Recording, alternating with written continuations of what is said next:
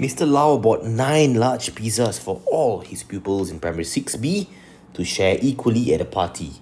3 pupils did not turn up for the party. As a result, each remaining pupil received 3 out of 8 of the pizza.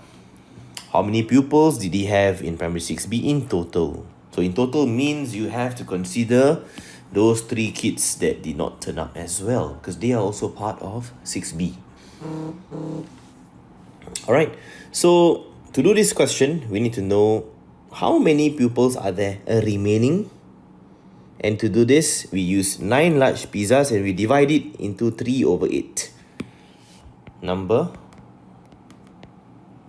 of remaining pupils.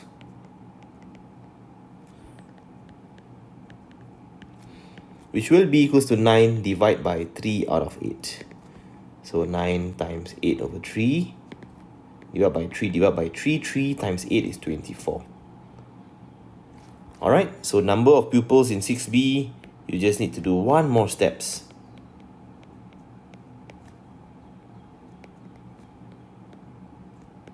(24) plus that 3 who is missing. Total students, 27 students in class 6.